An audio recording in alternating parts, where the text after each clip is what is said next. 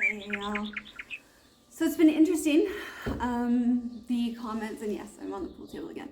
The comments and the questions and the requests that you have been sending in regarding certain subjects around the challenges that we, the people, who have conditions like depression, PTSD, chronic pain, anxiety, how those things affect our day-to-day lives and how we deal with them. Most recently, that has come up is this subject of shame and guilt around our condition, around our inability to keep up with quote unquote normal people in the workforce, and the fact that we feel like we aren't able to contribute properly to the world in which we live, and because we need help, there's a lot of, nobody likes asking for help, you know. I mean, and that's just the honest truth. Nobody wants to ask for help, and nobody wants to be vulnerable. Nobody wants to allow people to see them at their weakest point. Nobody wants people to know that they're not strong. I mean, that's why people with chronic pain and with these conditions are such good actors, because we go out into the world and we pretend like everything's okay and it's bright and shiny and life is good, and then as soon as we get behind a closed door and something that has happened during the day triggers an episode, and we relive that, and it goes over and over and over in our brain, and it won't shut up and it won't stop, and then next thing you know, you're on the ground crying, bawling your eyes out, and you're spinning, you're spiraling, and because we don't want people to see that. So a lot of the times we keep in that guilt and that shame, and we try to work in normal jobs. I've done it for years. I'm lucky, I think, because I have worked with some incredibly supportive people throughout the years.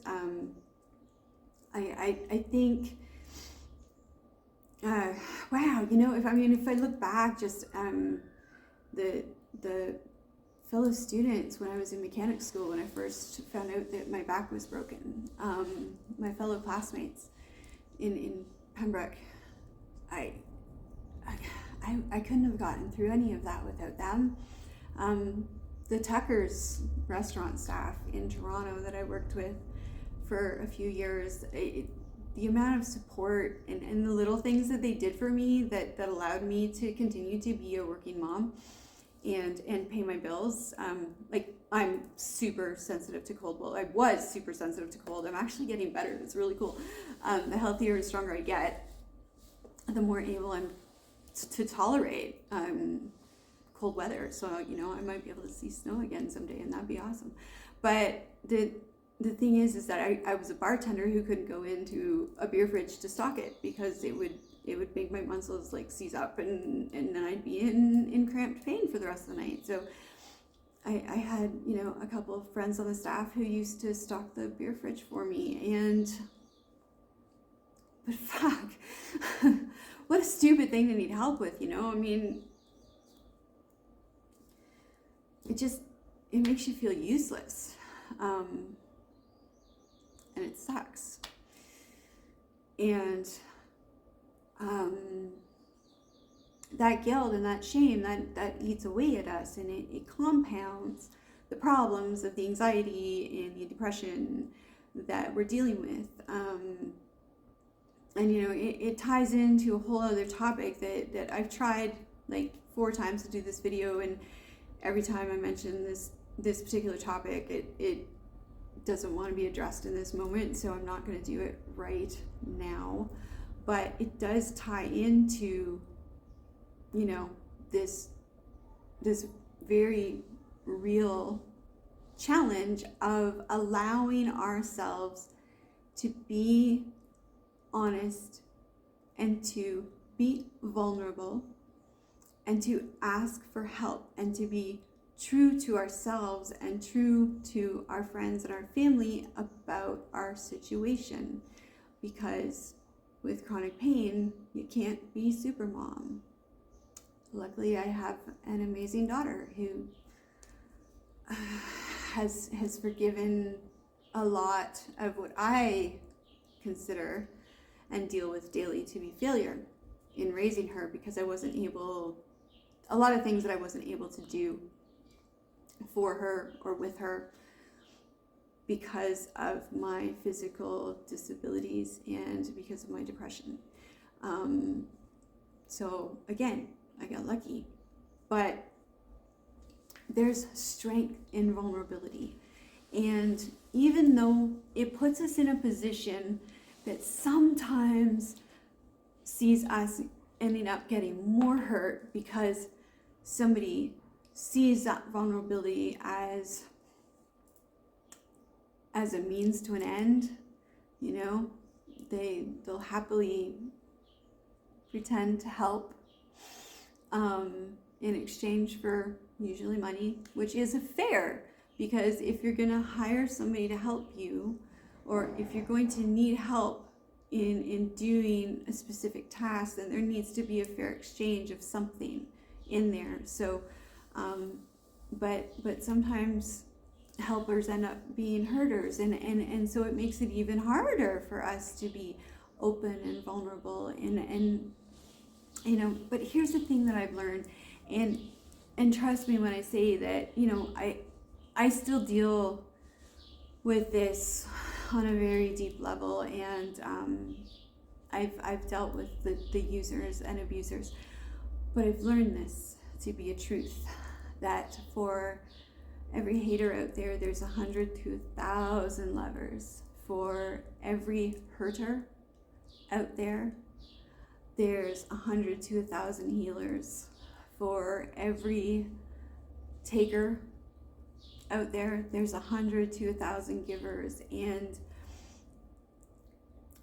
I think if we allow ourselves to truly be honest about what we need from people and why we need it, we're going to discover that the world isn't the scary place that we think it is. And there is a place for us in it. And it's not that society doesn't want to accept us like we believe because we feel like we can't live up to societal expectations.